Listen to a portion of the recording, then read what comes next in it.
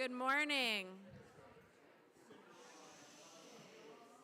Good morning. We are going to start off with announcements this morning, and I have two of my own to start. The first is that Christian Ed Committee will not be meeting tonight, in part because I've been here for almost 24 hours, but also for other reasons. So we're going to switch it to Monday the 14th.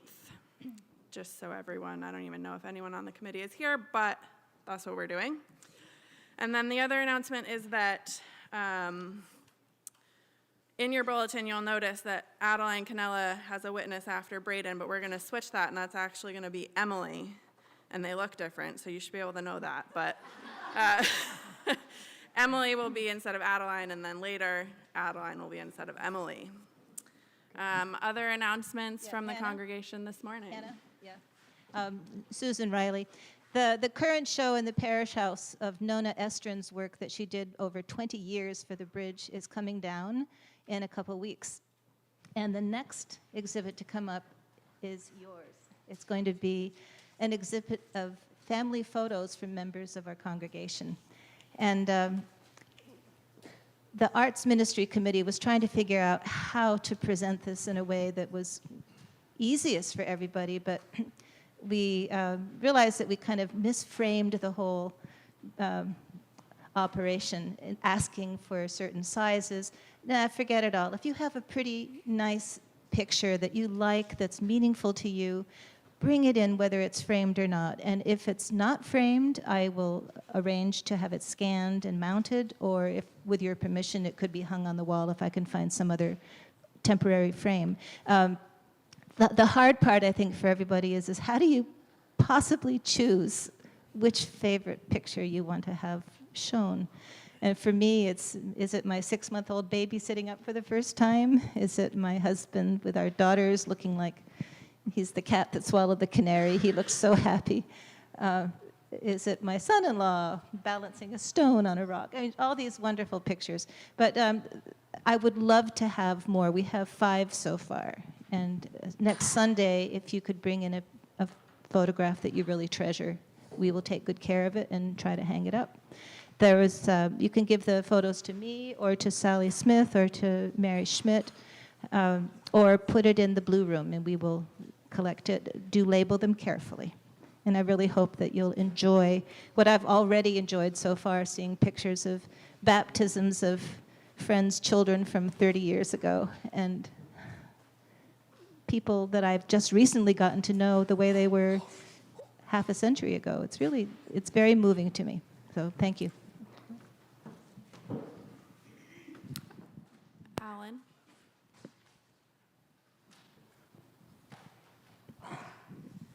Thank you.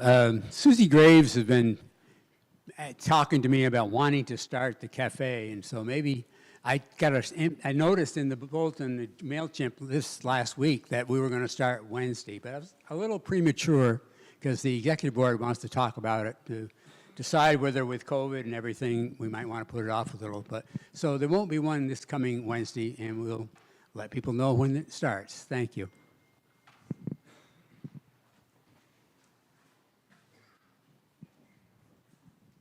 Just an addendum to Susan's message that if you submit a photo, a framed photo or a not framed photo, make sure you have a caption. Write a caption for it so we know whose it is and who might be in the picture. Thank you.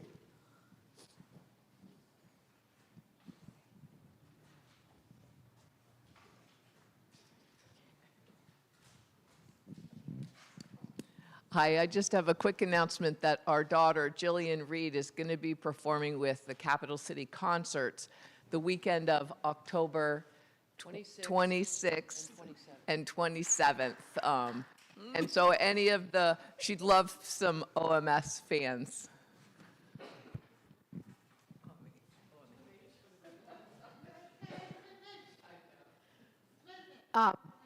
I'm wrapping up Apple Crisp, and thank you very much to everybody. Everybody brought it. It was wonderful. Nobody failed. That's a record. And your plates, your dishes were nicely washed by Richard, so if there's any problem, talk to Richard. And they're on the table in the blue room, and we would love to have you pick them up today, because there isn't a lot of room to have them around. So thank you very much. Emily, Janice.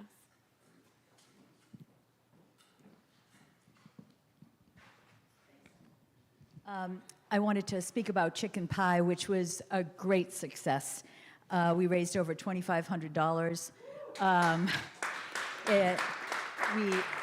We did all takeout, and this fundraiser is an example of it takes a village, folks, to pull it off. There's people cooking chickens, making gravy, plucking chickens, a youth group that was there and washed all of the dishes in all of those dirty chicken pie pans. Thank you, thank you, thank you.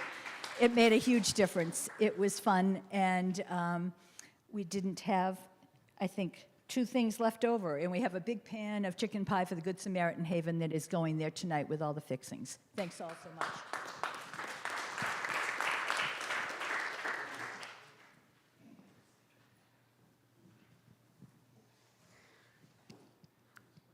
Any other announcements this morning?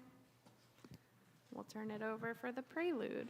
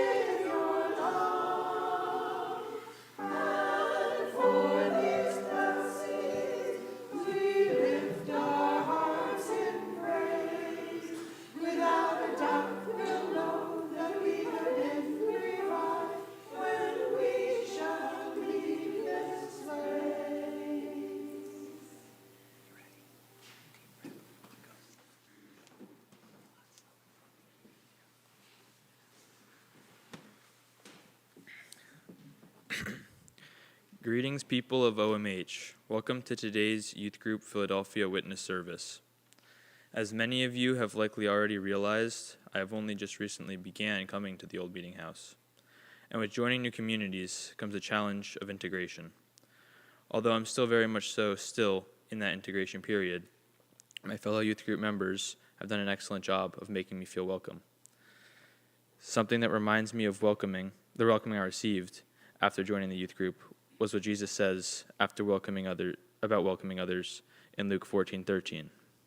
No, when you have a party, invite the poor, the crippled, the lame, the blind. It is in this verse that Jesus emphasizes the importance of helping others, even if they are in a position or state where they are unable to repay your help or welcome.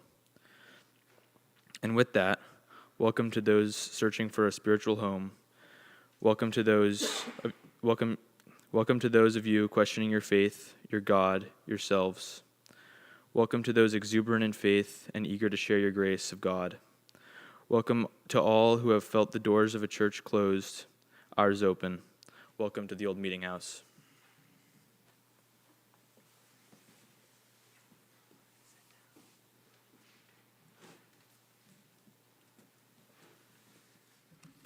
Good morning. I just wanted to say that when you go into a city that you're not really familiar with a group of fantastic young people and some amazing leaders, you really don't know what you're going to get into, and that was part of the joy. I was a little apprehensive going in, but I'll just share one really quick story with you. On the way down to Philadelphia, we were, we had some challenges. There was a flat tire. There was, we had, let's see here. We had, if you ever use Google Maps, there's this other app called Waze. And we used Waze because it will let you know if there's like a traffic hazard, if there's someone on the shoulder, if there's weather problems, or if there are police up ahead. And for me, that was like a video game. And we had a blast. Everybody had their eyes peeled. And we used that to get there. But as we got closer to Philly, we started to talk about what the first thing was that we were going to do. And on the agenda, which Hannah and Emily have burned into their brains, the first thing that we were going to do is go to Bible study.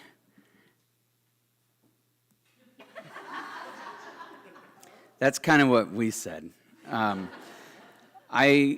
I said something like, oh my gosh, this is going to be so fun. I'm going to go into a room filled with people, read the Bible, probably verses I'm not familiar with, and talk about them with strangers.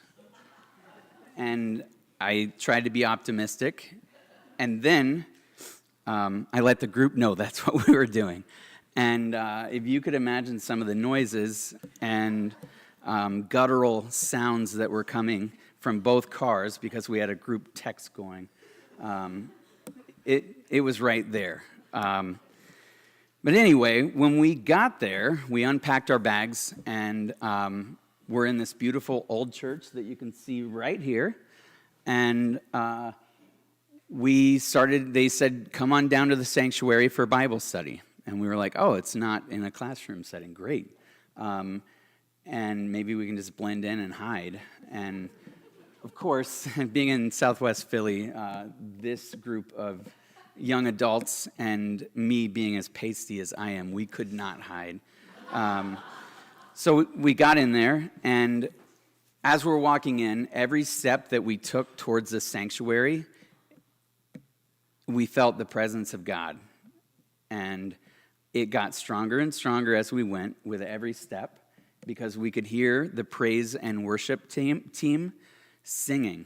And we have links to all of their YouTube services that they stream, and I guarantee if you click on any one of the links, you're going to hear some amazing witnesses, amazing stories. The music was beautiful, and that's how we were welcomed in. And we got there, and their lead pastor, his name is Sean. This is the second time that Sean has come into my life. I don't know, it was probably 10 years ago when Jim and Dave and Alyssa and Katie and I went down to Philadelphia, and we listened to one of Sean's services, and he was so gracious. He even brought us over to his house and had a cookout with us, and we were welcomed with that same hospitality when we got there. It's worth it to look up some of the things that Sean does. From the first time he opens his mouth to the last word, you're hanging on every detail, every pause, every hand clap, every single praise and worship of God. To put it frankly, he just makes it okay to be in love with God. And that's something that I really appreciated and gained in this trip. But I have so many more stories, but let's just finish this up. So I just wanted to introduce our group here. So when I say your name, could you please stand up? First, we're going to go with Natalie. Of course, you're first, standing all alone in front of a group of people, and remain standing until this is all done. So if you don't know Natalie, she might come off as quiet or reserved. And in fact, this summer, if you went to the Dairy Cream and you ordered a Blizzard, Natalie was on the other side of that wall, hating every second of making your Blizzard. Once I realized that, that's what Finnegan and I would do as much as we could. She's a senior at Montpelier High School. She's been active in the Governor's Institutes. One thing about Natalie is that Natalie catches me off guard. Almost every interaction that I have with her, whether it's something profound, well thought out, eloquently executed, or another more often interaction where she's breaking my ankles in Foursquare with some sniping moves. Every interaction with Natalie is a surprise and a delight. So, then we've got Joseph. Oh, man. And Joseph McLean, he's definitely the biblical scholar amongst us. Joseph's perspective is so empathetic, and it's just amazing to watch him interact with people. He joined us on Easter, and so he was the newest member of our youth group on this trip. But I'm going to tell you, it's like after Joseph came, it's hard to remember what life was like without him. So if you've ever seen him greet or usher, you'll know that every time you get to bump into him, it's a joy. Fun fact, he's also the one behind YouTube most services, and he's streaming to everybody at home. So thank you, Joseph. Then we've got Grace. Grace is pretty darn funny. She has a quiet, interesting way of looking at things. She makes me laugh every time we're around each other. And there's this simplicity that not many people can pull off that Grace brings to the table. It's the way that she looks at things. And one thing I truly appreciate about Grace is how her brain works. If you know both of us, you could, and we were to write something or say something without our voices, it could almost be interchangeable. The way that your brain function is just one of the many things that makes her so special. And then the way that she attacks any kind of adversity or problem or injustice is to be admired. She's savage and she's ferocious. What an amazing advocate. Then we have Duncan. Oh my gosh. Oh man. I'm not normally that emotional, but thank you. So you know that one person in your life that's always chill and doesn't let things mess up their flow? Well, here's another one. Meet Duncan. This trip, through different exercises and activities, Duncan's true self showed up to me. One of the pastors, Pastor Chris, he pulled Dave and I aside more than once on this trip. And he said, the first time he said, "What is that kid's name?" And I said, "Duncan." And he just stood back with his arms crossed, with his smile on his face. And he said, "Is he always like this?" And I said, "Yeah." And Dave and I kind of looked at each other like, uh-oh, where's this going? And Chris said, "That kid is a natural leader. You guys, he is such a good part of your group." Let's see here. We saw what he saw in that moment and for the rest of the trip and since then and before then. But he helped us point it out and make it our reality. He was running around from station to station, making sure people had what they needed. He would even mansplain.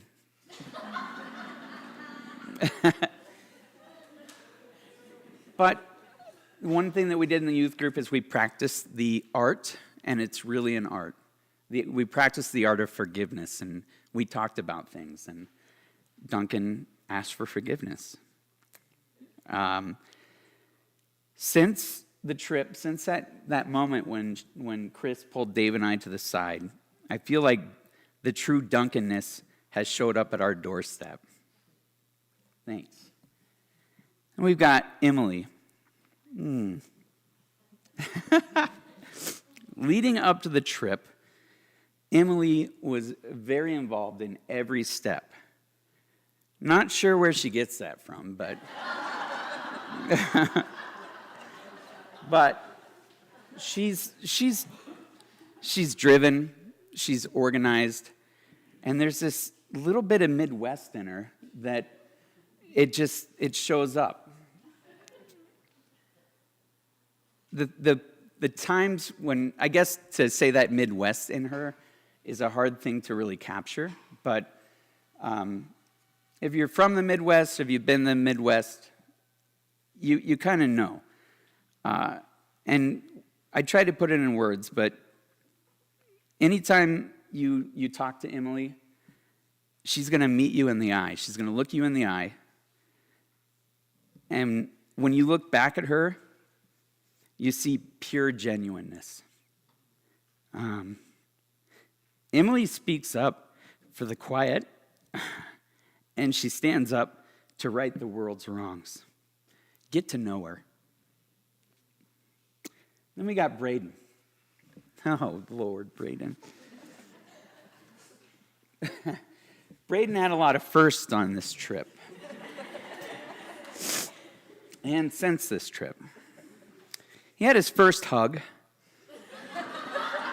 And I am so not judging, okay? Kristen, Pat, we're just teasing. I'm sure you've hugged him once or twice. He had his first school timeout. He had, on the way down, he had his first falafel and his first baklava. Last Tuesday, he had his first impulsive, life-altering choice when he met a military recruiter with Duncan. Full disclosure, I don't think they enlisted. He had his first boba tea in Chinatown, had his first cold brew coffee mixed with Celsius and milk, kind of Laverne and Shirley-ish. He had his first time on the trolley. First time Braden called Nordstrom to get his wife's Sephora bag back. So he had to call Nordstrom to get his wife's handbag that she left in the bathroom. They didn't get it back. Well, Braden was very quiet leading up to the trip. And to be honest, I wasn't sure how the dynamic was going to work. It turned into Braden's first starring role as the youth group's new puppy. This trip was a first for me as well. It's the first time Braden made his way into my heart. Oh, Lord. And Adeline. Wow. It took an actual act of God to get Adeline on this trip. It's serious. She was going to go scuba diving with all her buddies in the Bahamas and in the Cayman Islands, where she has offshore accounts, and they were going to go scuba diving, and a hurricane hit, and some other things happened, and she called us on a day that she was supposed to be on the flight and said, "Can I come to Philly?" And this was days before we were going to leave. We hadn't planned on it. And without hesitation, it was a resounding yes. Yes, please come. But because it took an act of God to get Adeline on this trip, it really fits. Because when I think of Adeline, I think of strength, I think of strong will, and I think of stubbornness as well. And that makes me think of this guy named Jonah. He was kind of stubborn. God asked him to go somewhere and deliver his message, and he said, I'm just gonna run away. I'm gonna run out toward the ocean, go to the coast, hang out on the beach. Instead, he ended up in the belly of a whale. His stubbornness, it got him into quite a mess, as you can imagine. But ultimately, he learned a valuable lesson about obedience and mercy. Reminds us how inflexibility can lead to trouble, but also growth. Adeline has grown so much in her faith. What we have standing here in front of us is a community. Inside of our community. And I look at the word community differently as of late. My new definition for community is a group of people that are willing to grow together. And these guys live it. I hope you get to spend time with Adeline because, not because, but I'll give you fair warning. If you do get to spend time with her, just don't be surprised if you grow. And then we've got Dave Schilling. I don't know if you've ever heard of him.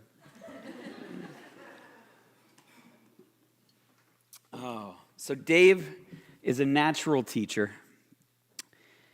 He's one of the best listeners that I know. We've been on so many other retreats and service trips together. We've had late night conversations around a wood stove.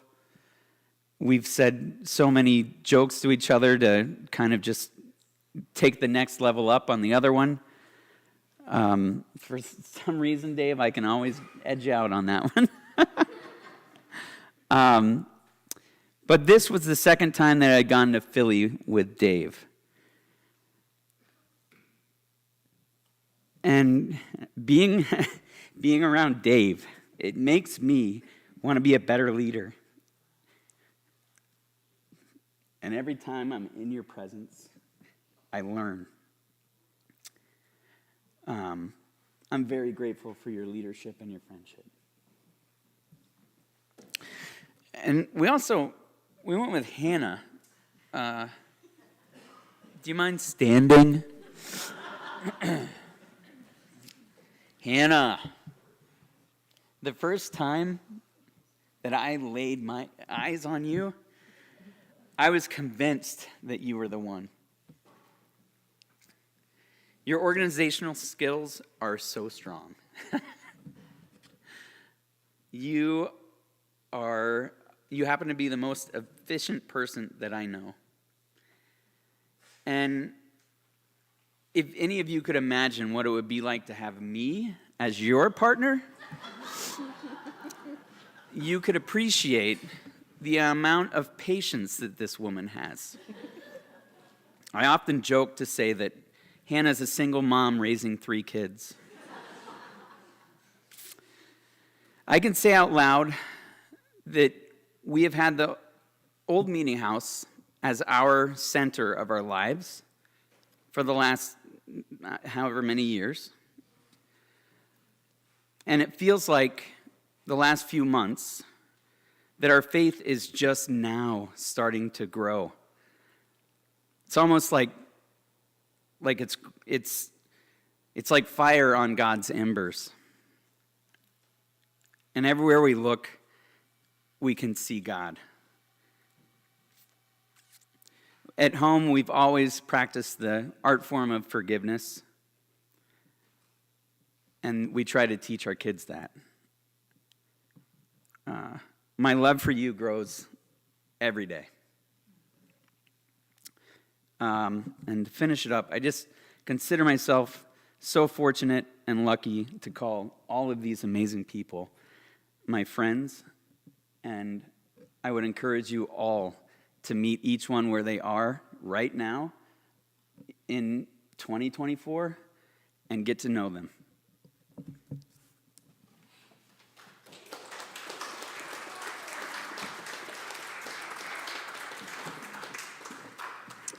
We'll now do the opening hymn, number 595, Some Glad Morning.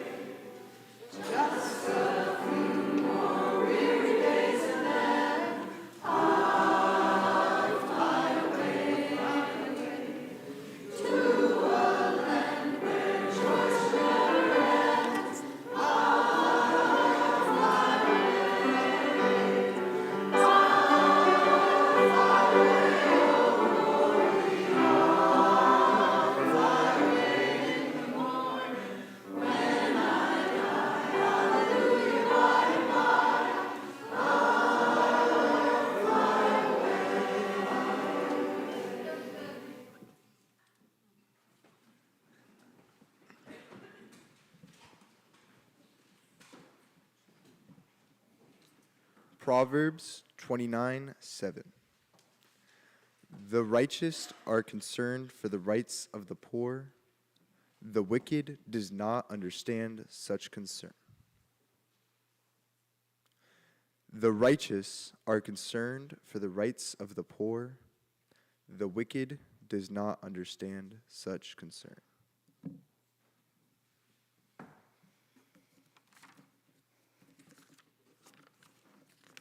Sorry, we're switching again. I'm cutting up in front of Braden.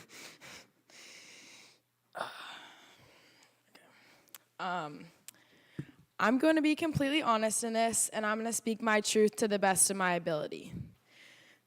My experience in Philly was absolutely wonderful, but I did experience some really hard and frustrating things that made me really angry they even happened. The theme of my witness today is value. Everyone has a familiar notion of what this word may mean to them. And I had an idea of what it was before I left, but I came back with an entirely new understanding. To be honest with you, I knew I loved church and that I loved being a member of our community at OMH, but I never really knew what it meant to be connected to God in this way. I knew God loved me, supported me, and would lead me in the right direction, but I didn't know to what extent. And I didn't really learn until this trip my value not only to God, but to those around me who love me just like God does.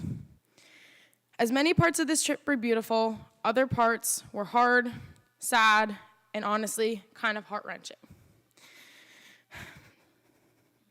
At one point during the trip, he pulled me aside, not just once, but multiple times. He wanted to talk to me. He wanted to ask me more questions than the others.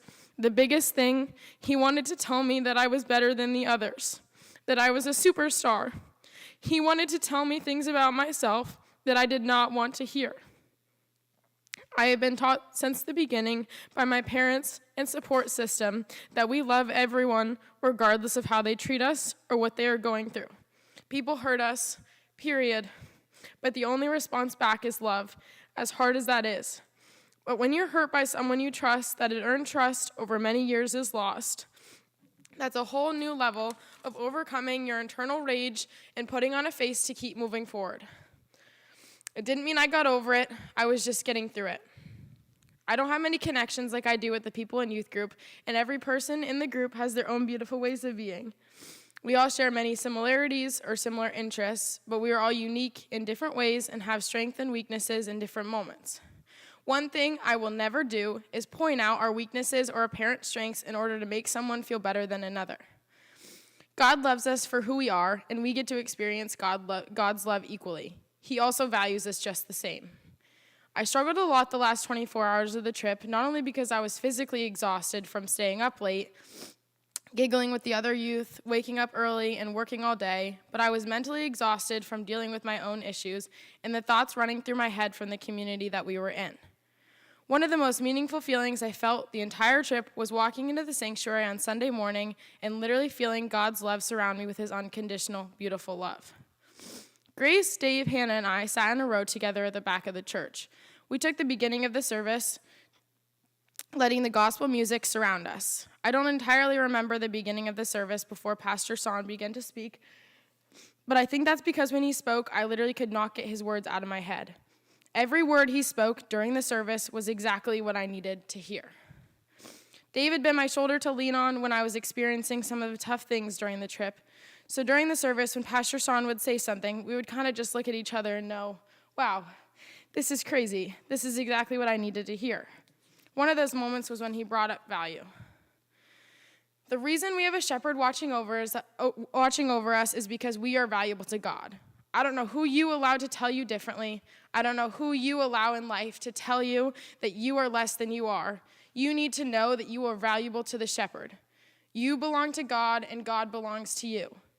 You are valuable to God. He loves you. He poured his heart into you. He breathed his breath into you. You need to know just how valuable you are. Stop letting low-value people decide your value. Stop letting people who don't know their value decide yours. I am a child of God, and I lack nothing. Never, ever again will I let my value or the value of the people I love be decided by someone who doesn't know their value. I will be taking so many things away from this experience, and one of those biggest things is me being the decider of my own truth. Trust is earned, and grace is given. And my relationship with God is not defined by others. It is decided by myself and my truth. It is carried on by those around me who treat me as I deserve to be treated. Because I could not imagine a world where I did not have these people. They build me up, they keep me going, and they continue to keep me strong regardless of people's careless actions. God's love is unconditional, and God's unconditional love surrounds me with this youth group.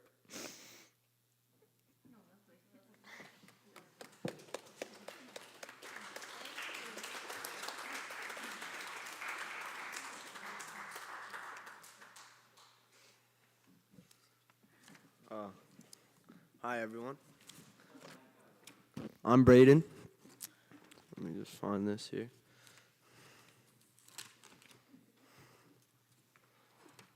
Here we go. Going into the Philly trip, I was expecting to work all day, spend a lot of time in church, and have to go through a lot of deep talks. But the thing that worried me the most was that I was going to a big city that I knew nothing about. I didn't know if it would be a dangerous community with gun violence and sirens all night long, or if it would be a community of majority black people that wouldn't accept our youth group. I had very low expectations for this trip, and I was not excited. When we got into Philly, I realized that this city was nothing like I had ever seen before. I still didn't know exactly what we were going to be doing, but I knew this city needed a lot of work. As soon as we got into the church, we got greeted by many different people, all excited to have us stay with them. The church was beautiful and lively, but I was still skeptical of how enjoyable this trip would be when they told us the air conditioning was getting worked on. That night, we met Jay. I immediately liked her vibe when she got us pizza and spent time getting to know what our lives were like. Throughout the next few days, we did a lot of work like I expected. What I thought we were doing was just humbling ourselves and doing hard work, but when we did it, Jay and her husband Cam explained how the things we were doing would help the community. When someone tried to give Salt and Light credit for the work, Jay reminded us that we were actually doing God's work and that we didn't want any recognition. Once my perspective changed, my mindset changed, and I enjoyed the work knowing that it would help someone out. Later, we met the Salt and Light youth group. They were a small group of kids that were all super unique. I learned that they spend a lot of time at the church, not just once a week on Sunday mornings. In the youth group room, there was a little 5-year-old boy, too young to participate in the activities, so he just sat on his mom's phone in the corner. I learned that this boy's name was Sankeist.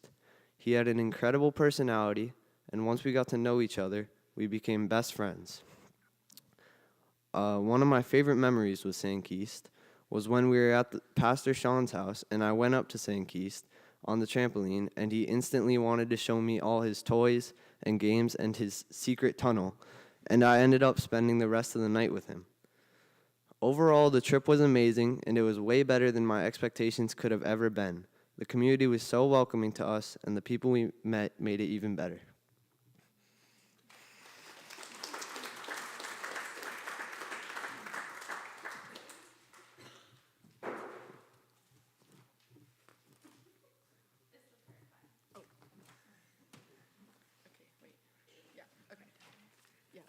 Okay, so you have probably noticed by now that in your bulletins you got 2 pieces of paper. In your pew, there should be markers. If you do not have markers, you'll have to share with your fellow people around you. As a youth group, on our Sunday meetings, we've started creating prayer chains. So on these pieces of paper, if you could take a moment and listen to your heart and listen to what your heart is telling you need to say today.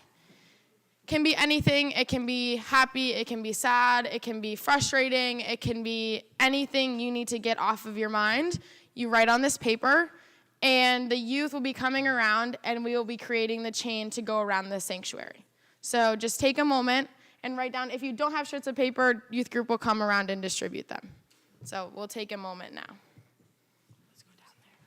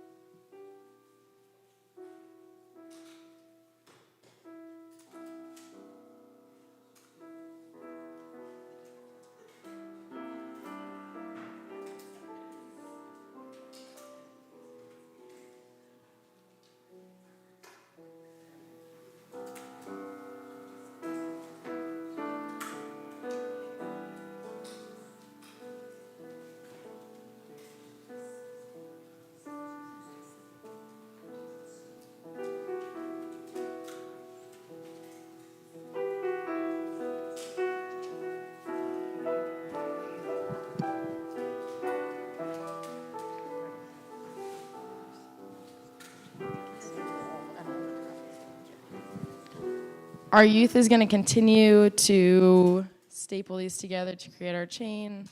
But I'm going to start with our pastoral prayer. Dear God, thank you for bringing us here today. For gifting us this community of people. Thank you for the changing of the seasons and help us with the changes in our lives, whether good or bad. Thank you for the gift of another day, another week. Thank you for the strength to face challenges. Take our prayers and connect them together as we raise them up to you as a community. Bless us as we go forward into a new week. Amen. And now, the Lord's Prayer.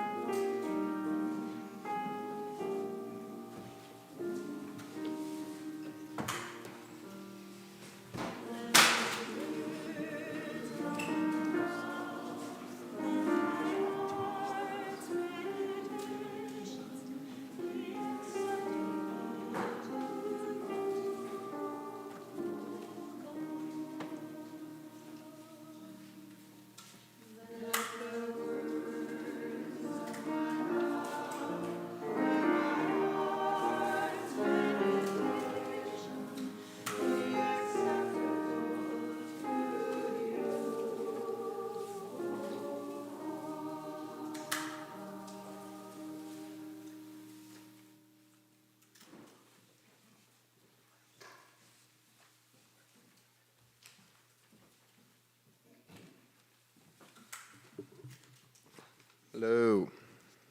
I am Duncan. Okay. The Philly trip was amazing. It was a super eye-opening experience to see not just how people live there, but also for seeing different ways of worship, learning of injustice I never knew about, and getting to know people, whether they were people we met in Philly or people from the youth group. I learned and grew a lot on the trip and had very cool experiences that have changed the way I view the world. Beginning the Philly trip, we met here in the parking lot of the OMH early in the morning for a long drive ahead. We arrived in Philly late in the day after some long hours of driving and a few hours of hanging out at a funplex after our rental van got a flat. We came in with our luggage and met some very friendly people who showed us to our room where we dropped our stuff before having to rush to Bible study. Bible study was one of the most enjoyable things I've been to in a long time. It was so loud and loving and happy, and there was an awesome lesson from Pastor Sean, who was so caring and loving of what he does that it was easy to want to learn and know more about whatever he was talking about. The lesson was about mercy, grace, and unconditional love from God. During the service, he explained what these meant and how they are shown by God. Also, during the service, the band played throughout the entire thing, adding to moments during the service. The service ended, and we met a few people and introduced ourselves as the people from Vermont before leaving the sanctuary. We went to our rooms to finish settling in and discussing shower arrangements.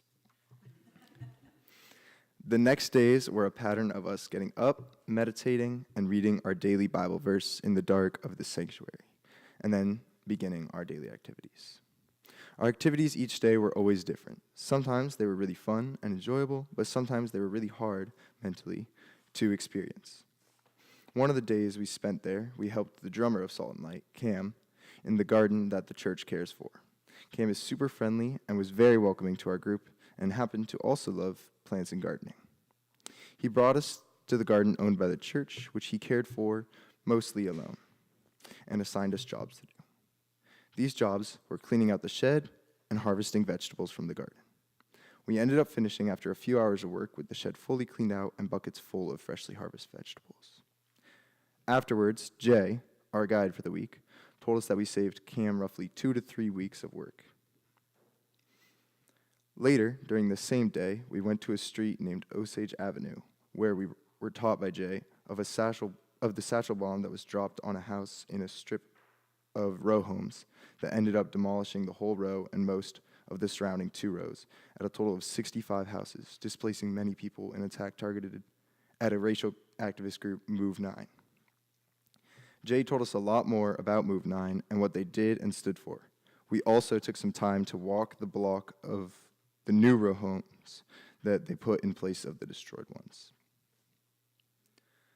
Both of these activities and one other one were in the same day and had such a positive lesson for our group, even though one was super fun and the other very sad and hard to learn about. Throughout the entire youth group trip, we had moments similar to this where we would go through fun activities and also hard activities that were often uncomfortable. At the end of each day, we reflected back and saw how we learned and grew from each thing we did, whether or not it was difficult at the time. Thank you.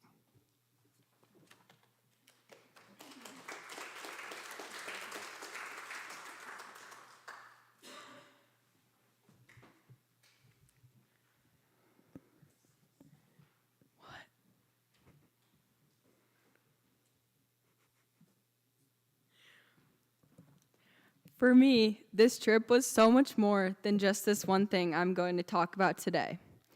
It would take a bazillion church services to debrief all the things that happened and how they impact us all.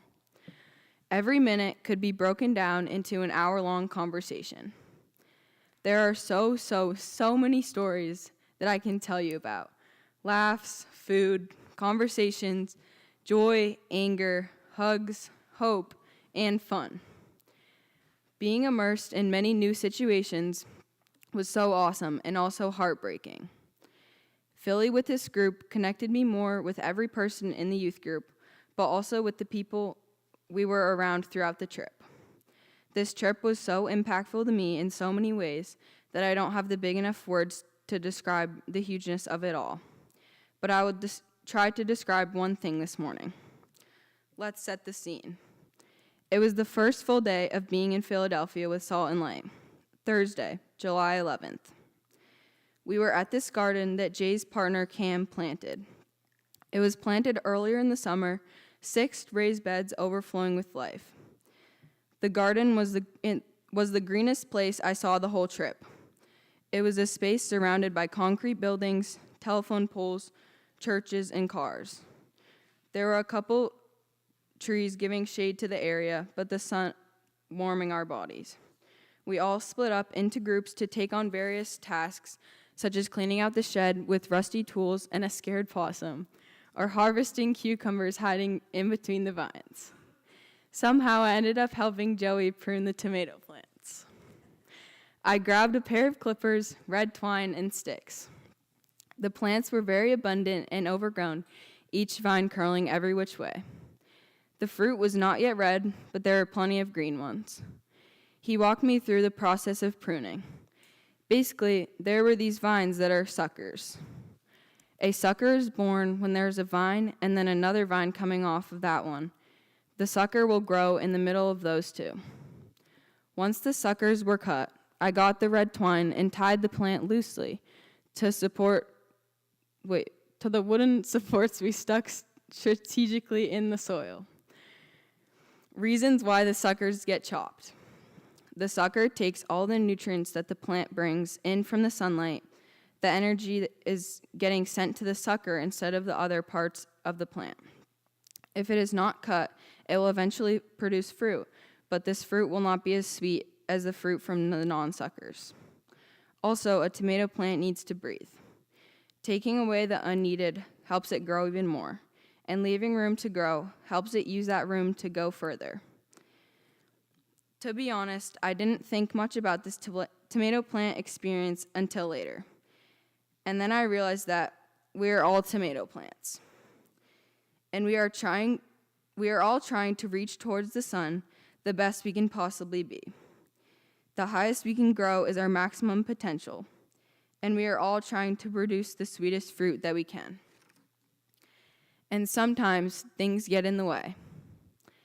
In this case, this would be the suckers. In my life, I have people that don't bring anything positive to the table. This is not helping my tomato plant grow. To cut off the suckers in my life is to let myself flourish. For me, sometimes I can be my own sucker. When I get negative about something, this is sucking my energy into the negativity. I have to cut out this hate and replace it with love. When I get stressed, I cut that off and replace it with some peace. I realized I'm so incredibly lucky to be a tomato plant, to be alive and getting opportunities to push myself towards that sun. If something gets in the way, there's two options. I can either let it get the best of me, let it take my energy from my sunlight, or I can chainsaw it off and breathe freely. The second option helps me grow the sweetest fruits, the sweetest moments in my life, and I have to water myself with goodness to grow more.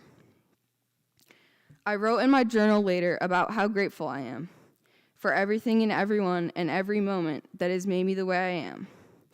Things that have taught me lessons, laughing so hard on the floor, holding my stomach, climbing literal and metaphorical mountains, hugs, hard conversations, pure joy, and really delicious food.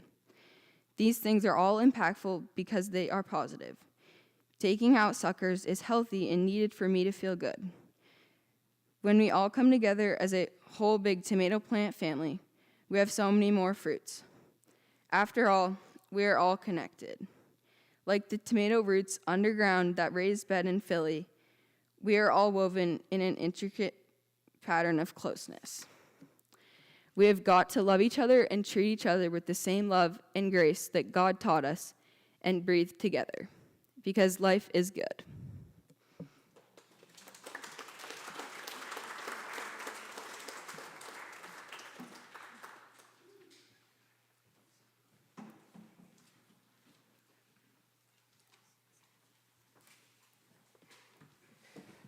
So my actual teaching license is in agriculture and natural resources. That's right. So as a principal, in addition to curriculum development, educational leadership, and other classes, to maintain my teaching license and principal's license, I have to take chainsaw classes. True story. And so, as an agricultural educator, it is no surprise to anybody that when we saw the hydroponic setup in the basement of Salt and Light, I said, "This is so cool." "Yes, it is," said Jay, "but we don't do it because it's cool. We do it because we have to." Later in our trip, Jay would show us exactly what she meant, leading us on a tour through the corner store across from the church, stocked with a small collection of chips, soda, and nothing else. Southwest Philadelphia is a true food desert. When we needed groceries, we had a 15 to 20-minute drive ahead of us, something that might feel normal here in rural Vermont, but is an act of injustice in a city where walking is the primary form of transportation for many. Salt and Light was on a mission to transform every element of their church operations to directly serve their community. And we saw evidence of it everywhere. These folks made it so clear that God's presence was among them and that every gift they received was magnified through their community. And so now it is our time to collect our gifts of time, of talent, of our financial resources, so that God's work may continue to be done here and now in our community. Seeking justice through action, feeding our own, sending our youth to learn and grow, to become better equipped to do God's work, that is our work. The offering will be given and received.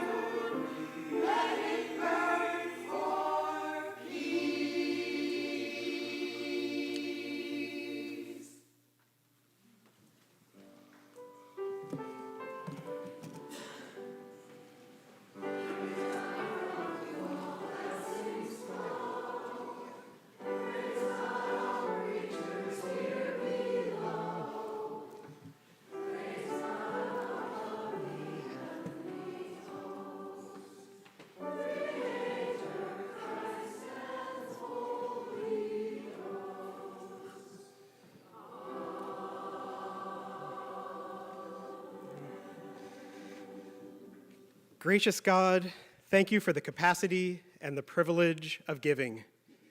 May these gifts transform hunger into nutrition, ignorance into education, thirst into water, and despair into hope.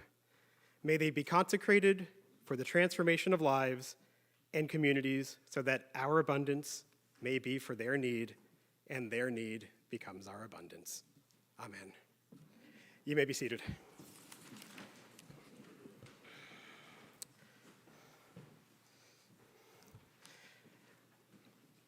I will tell you that this witness is about being put in an uncomfortable place. And sometimes God puts us in an uncomfortable place without us knowing it, such as this particular moment. I did not hear what our choral response would be, so bear with me. Nobody actually wants to go there. They look at the pictures and smile politely. Your group is the first to ask. Now in 2023, 25,800,000 people visited Philadelphia, spending $4.4 billion. Approximately 1 million of them visited the Liberty Bell, bearing witness to a cracked symbol of American independence. 3,042,598 of them visited Independence Hall, bearing witness to the signing of the founding documents of our country. And about 6 million visit Reading Terminal Market, a 78,000 square foot indoor culinary temple bearing witness to decadence. And there are no statistics for visitors to 6221 Osage Avenue in the Cobbs Creek neighborhood of Philadelphia. But if someone were to keep track, it would probably be in the low tens. And since service trips are about putting us out of our comfort zone, it is incredibly fitting that this was the first site we visited in Philadelphia, bearing witness to the day Philadelphia bombed its own people. Nobody actually takes me up on the offer to go there, Jay told us. You're the first to ask. The entire story of how this came to be is a sermon series unto itself, but to summarize, on May 13th, 1985, in response to escalating tensions between the city of Philadelphia and MOVE, a black liberation group, the city of Philadelphia dropped a satchel bomb laced with C4 explosives on a West Philadelphia row home known to be occupied. 11 people were killed, 5 of them children. 61 surrounding homes were destroyed, and more than 250 citizens were left homeless. And when asked what the fire department's response should be, Police Commissioner Gregor Sambour's direction was, let it burn. The houses were rebuilt a year later, but it was soon evident that the construction was shoddy, the wiring was faulty, the plumbing was bad. One resident reported 20 roof leaks in the first year of ownership. In the early 2000s, the city bought back the houses, and nearly 2/3 of the neighborhood took the deal. 16 years later, those houses were sold to a developer for $1, rebuilt and resold well above the median value of the surrounding neighborhood, which is why they looked so nice when we were there. The residents of the new neighborhood are adamant that they do not want a memory of this bombing reflected on their block. And some are hopeful that this means moving on, revitalization, and others view the arrangement as sweeping the memory of the 11 lost people under the carpet of gentrification and urban renewal.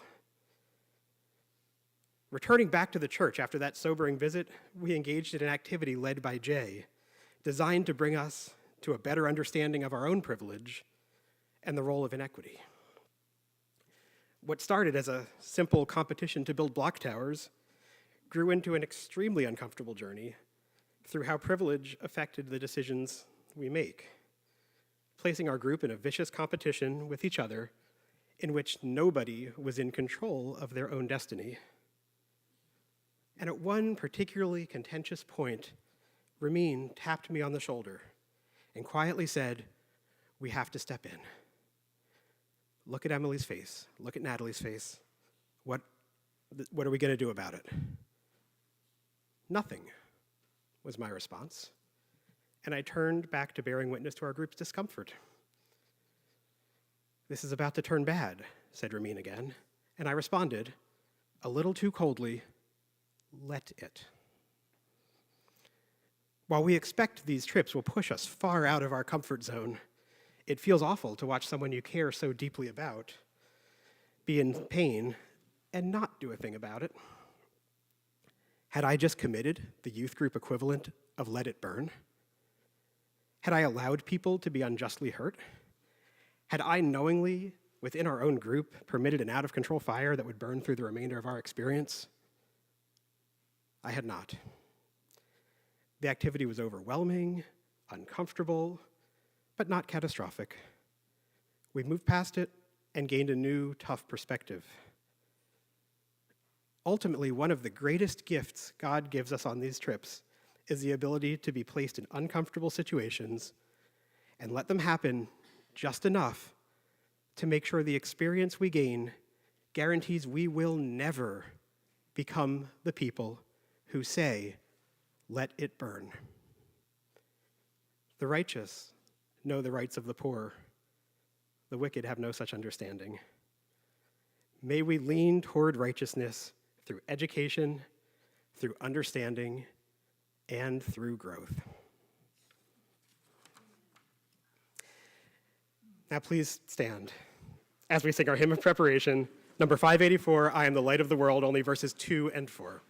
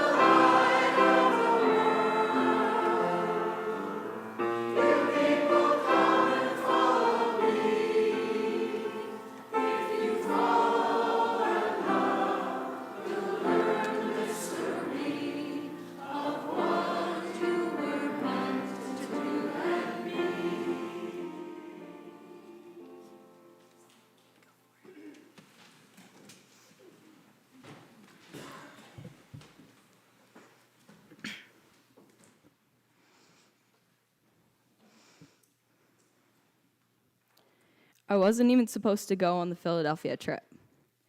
I was planning to be in the Cayman Islands on a trip for a marine biology class I took. I'd put in so many hours of work for the class that I'd been taking since January. So much time preparing for the Cayman Islands. Every stupid assignment I had to complete, I told myself, do it for the trip.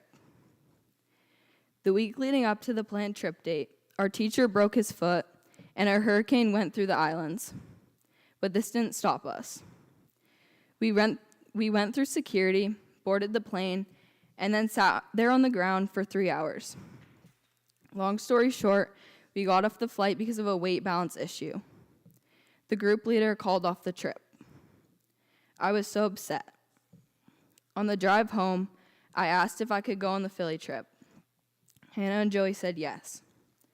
Grumpy from the 3 a.m. wake up, I remember thinking, this better be worth it. It was. I'm not sure how to explain the feelings I felt and what I experienced during the trip. So many memories blended into one ball in my brain.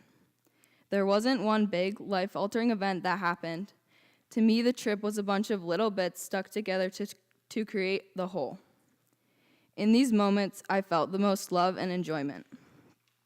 The hugs we comforted each other with after a long day, playing games to pass our free time, screaming and laughing a bit too loud, staying up late at night, talking while everyone else went to bed, the jokes that brightened up our groggy faces in the early mornings, singing the Peaches song and finding a possum in the shed, the thank yous and big smiles from the people we gave food to, getting to know each person better and myself, the often uncontrollable laughter, the wholehearted love we were welcomed with at Salt and Light, phones put away, connection, every conversation holding each other up, the frantic spraying of de-wrinkle spray 10 minutes before the Sunday service, the sound of the music in the church filling my ears with hope, the group around me, a family, a feeling of home.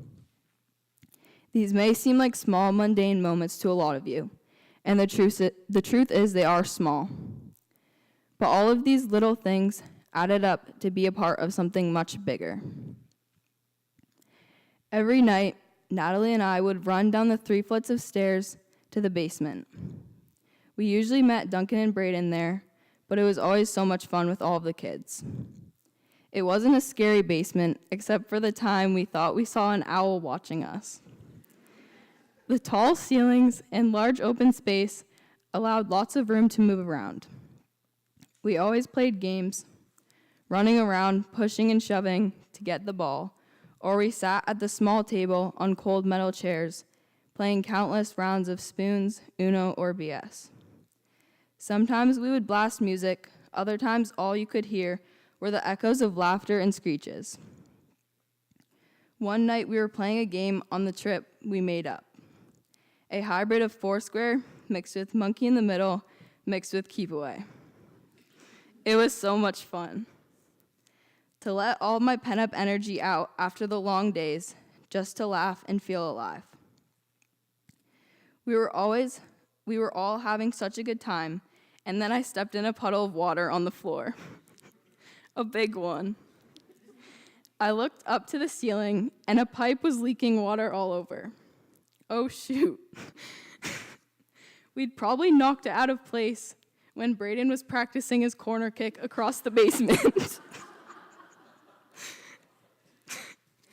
We ran to the closet doors and rummaged around it for a ladder.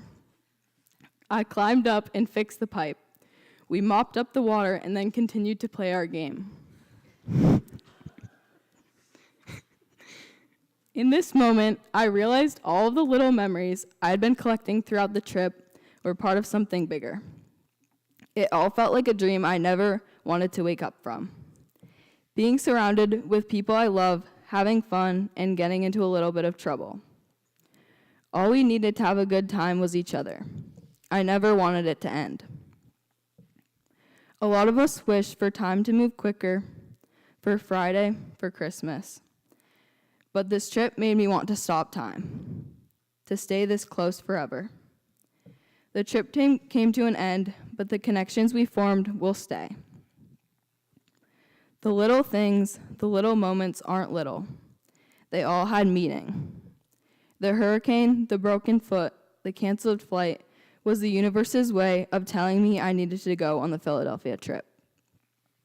I didn't deserve the Cayman Islands trip to be canceled. It was canceled because I deserve so much more. Plans are not guaranteed. You can do everything in your power to make what you want to happen. But there will always be another path, another trip your road of life will take you on. It was all part of the plan, and it all happened for a reason. How lucky was I to have this experience? How lucky was I to live this trip with all these people I love deeply?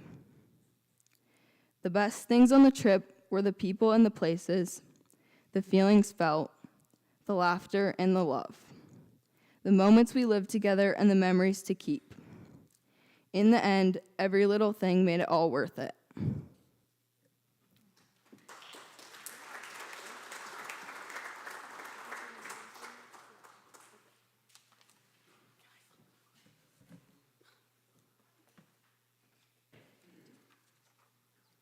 This is a rendition of Isaiah chapter 58. What practical ways can we share bread with the hungry, house the poor, clothe the naked, and support our families? What will we have to give up? What will we have to fast in order to make this happen? What actions would God have us take as individuals to bring about the vision of justice? What will be the consequences if we don't? Isaiah chapter 58, verse 6 to 7. Is not the kind of fasting I have chosen to loose the chains of injustice and unite the cords of the yoke, to set the oppressed free and break every yoke? Is not to share your food with the hungry and to provide the poor wanderer with shelter? When you see the naked, to clothe him and not turn away from your own flesh and blood.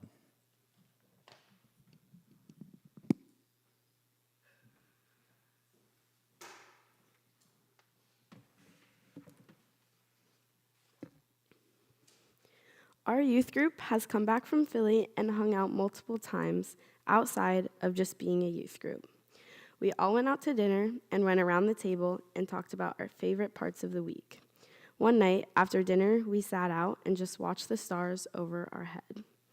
That was when I fully thought about what my life would be without youth group and what it would be like if we had never gone to Philly. In Philly, we shared some rough, unpredictable moments. The one thing I could always rely on was having a good laugh, playing games, or even opening up with the group at the end of a hard day. I'm not the kind of person who talks about my deeper emotions, but one night in Philly, me, Adeline, and Duncan were sitting on the stairs. It felt so easy to talk to them about how I was feeling. This trip allowed me to see that being vulnerable in front of people is okay. They will not judge you, but they will lift you up. Since I've got back, I've thought to myself how much these people mean to me and how this trip brought us together. Before this trip, I didn't know many of these people, and now I can't imagine a world without our inside jokes. The connections we formed on the Philly trip was unique to any other connection I have. We were all going there because we shared a similar belief. This church brought us together, and I'm so grateful for that.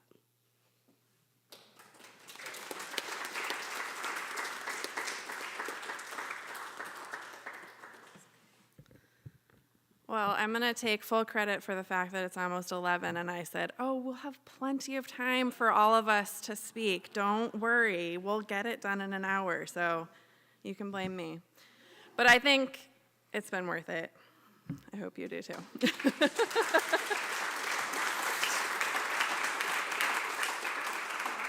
And we're in the home stretch here, so bear with us. All right. He reached out and grabbed my hand. He gave me love with no words, only action. God brought his spirit through me. Different perspectives connected. Different worlds intersected. One God, many worlds.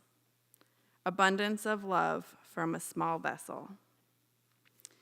One of the activities I encouraged the group to do late at night, after a day filled with service, activities, meals, conversations, and emotions, was to sit down around a table with a blank piece of paper and write one poetic verse and then pass the paper. What we ended with was 11 poems, each with 11 verses, some of which were actually pretty good.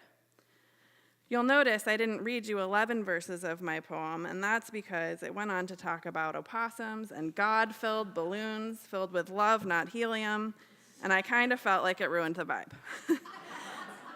But I guess it also illustrates the point I'm trying to make in this witness, which is contrast. Throughout the trip, we were asked on multiple occasions what Salt and Light was like compared to the old meeting house, what Vermont is like compared to Southwest Philly. It was hard not to make comparisons like those throughout the trip. Rural, green, mountainous Vermont versus the bleak, rundown, blighted area of Southwest Philadelphia. A garden steps out my front door versus driving blocks away to find a backyard oasis behind a shuttered church.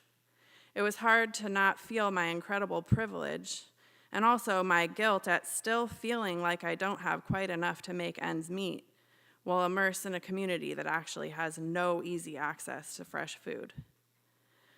There were also extreme contrasts from one service project to another. At Chosen 300, a church that operates as a soup kitchen, for lack of a better term, combined with a worship service, I was appalled at the lack of respect and welcome given to the population we were there to serve.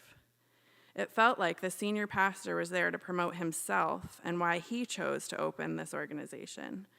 More than once, he asked us to donate money to the cause. He was pushy, he didn't stop and listen, and he was literally pushing people out the door as soon as they finished eating. Tables were tipped over and rolled away, and chairs were stacked while folks were still eating their first plate. He was dismissive and seemed completely uncaring, and was also extremely misogynistic. More than once, he directed women to the kitchen and men to do the lifting.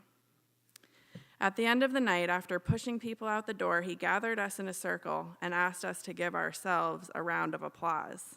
For what? Nothing during this project was about us, so why were we clapping for ourselves? We deserve no praise for this work. This is God working through us to help those in need. I wish that we had been able to have conversations, allowed people a few moments of respite from the heat outdoors, and taken 15 more minutes to spread some joy and love. The very next morning at Salt and Light Food Pantry, we were part of a completely opposite experience. We were given clear direction. We worked to set up, we worked to break down, but only after all the patrons were served. There was abundance, there was conversation, there was gratitude, there was human connection, smiles, light, time to have a brief conversation with each person, and a general sense of gratitude and happiness. One of the most notable things for me about the experience was that the people who had given us such clear direction at the beginning and helped with the setup, those people were also patrons in line for food. There was no difference between those serving and those being served. Everyone was joyful and grateful and respectful. At one point during the morning, my hand was gently grabbed by a nonverbal young man who held my hand and gazed at me. His grandmother then told me that he couldn't speak, but because he was holding my hand, it meant that he was praying for me. There were highs and lows each day. The differences in congregation size, church activities, the service itself, the exuberant welcome we received, all of these things felt contrasting to me compared to the old meeting house. The incredible sermons of Pastor Sean, the music from the praise and worship team, and the order of worship were quite different than what we do here. All of these contrasts were exactly the reason we went on this trip. We were immersed in an area with a population that is completely different than ours, on purpose. But here is what's the same. Love. The love and trust from gazing into a baby's eyes. The love from one congregant to another as they say good morning. The love we have for one another. The love of God and of Jesus. Trust. Our trust in one another. Our trust in God, our trust in ourselves to make good decisions and act faithfully, respectfully, and with grace. Light. the light we can bring to one another by simply showing up, the light we bring by singing joyful music, by praising God together, by our youth participating in more services and having a voice, by listening to our youth and honoring their voices. Joy, the joy of coming together to lift our whole selves up to the Lord, the joy of singing, of laughing, the exuberant welcome as you enter the church, the joy of cooking a simple meal and eating together. Hope, the hope that comes from blending the lines between two seemingly contrasting communities, the hope of a future that feels a little less bleak, the hope of filling bellies until they are full, providing access to healthy food and access to a community full of love and support. The hope that grows a little more each day as I see these teenagers connect more with each other, with their faith, and with their community.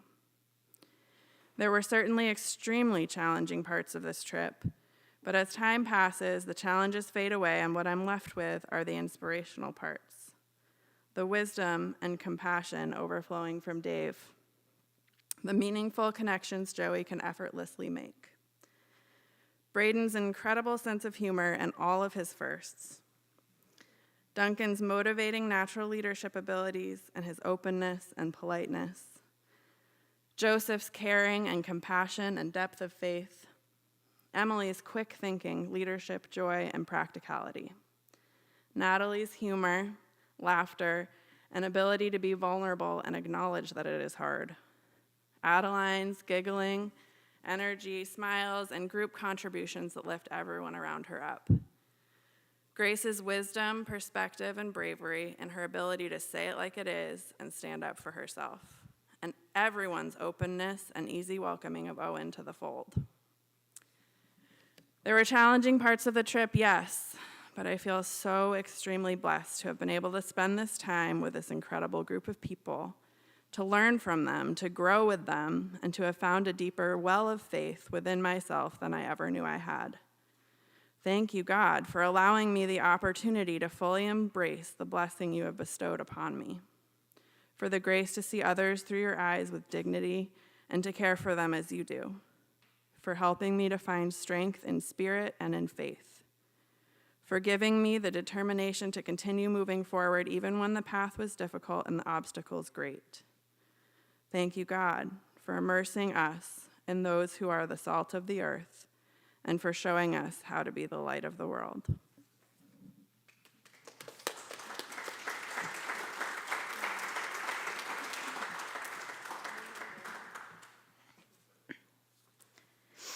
Therefore, I tell you, do not worry about your life, what you will eat or drink, or about your body, what you will wear. Is not life more important than food, and the body more important than clothes? Look at the birds of the air. They do not sow or reap or stow away in barns, and yet your heavenly Father feeds them. Are you not much more valuable than they? Who of you, by worrying, can add a single hour to his life?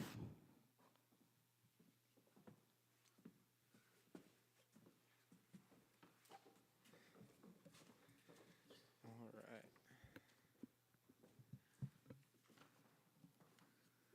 Hello. Don't worry, I'm the last one.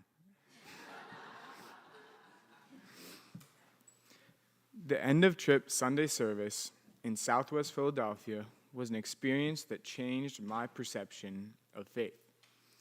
I was transformed by the hardships of people around us that we had seen that week and the resilience of the community that we had witnessed. We appreciated a beautiful service that provided pathways to make it more accessible to the community, making new music to be sung throughout the service because of higher literacy rates caused by lack of school funding from local and federal government, taking away the moral obligation and pressure of having to dress super fancy for Sunday service and giving grace to people in the community who may not have the financial privilege to afford those clothes. Church brings people together under the Lord's love and helps them through hardship under the Lord's guidance. Paul explains this in the book of Corinthians. Now I beseech you, brethren, by the name of our Lord Jesus Christ, that ye all speak the same thing, and that there be no divisions among you, but that ye be perfectly joined together in the same mind, in the same judgment. What Paul wrote in this passage drives home the idea that not only do churches need to provide services to help the less privileged, but also helps us understand that Christianity is love and joy, given and received, under the guidance of Jesus. In the end, it doesn't matter if you're Catholic, Presbyterian, Orthodox, or non-denominational. When I walked into that Wednesday Bible study, I was encompassed by the love and passion of Jesus. It might have been the music that I could hear from the second floor all the way across the building. It could have been all the extremely welcoming and nice people that I talked to. And it was probably also the amazing Bible study about our three big words of our trip: justice, mercy, and grace. Throughout our trip and beyond, these words have allowed me to think about the situations that I'm in with a much deeper understanding. The joy I experienced in our trip encompassed me every day in most of my activities. For example, how we found an opossum in the shed that we were cleaning and took a video of it scurrying away from our group after Joey was able to get it out from under a shelf. Or waking up at 6:30 to go help with the food shelf in the morning before breakfast. It was again very noticeable to me that I was feeling joy. Now, it wasn't always amazing, and I don't want to dwell on our negative experience at Chosen 300 too much, but it happened. This helps me prove that not everything can be happy. As Jay, the person who guided us throughout our trip, said when she was teaching us about the MOVE bombing that happened in 1985.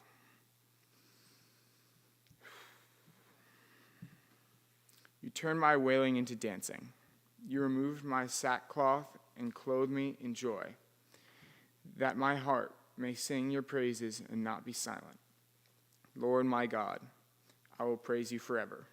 Psalm 30, 11 and 12. This trip changed and helped my outlook on my faith, my sense of privilege, and my joy. It helped me understand that what I do can have an extremely positive impact on other people's lives, and it feels so amazing to help other people's lives. When we got home from the trip, I was personally very tired, but when I got home, all the emotions just poured out. The joy I had been feeling and the anguish for others both turned into tears, and I cried for a good half hour before I got too tired to keep my eyes open. Reflecting on this, I can say one thing. The youth trip to Philadelphia was an emotional experience on all different sides of the spectrum, and I think it is almost impossible for everyone to have had the same experience as you have seen throughout this service.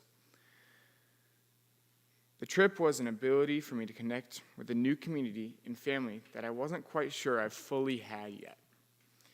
This family within the church has allowed me to understand what joy through Christ is. As Isaiah wrote, I will greatly rejoice in my Lord. My soul shall be joyful in my God. Isaiah 61:10.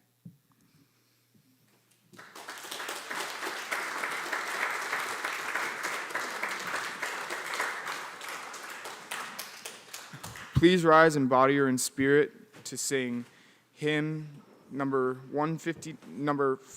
519, Not My Brother Nor My Sister.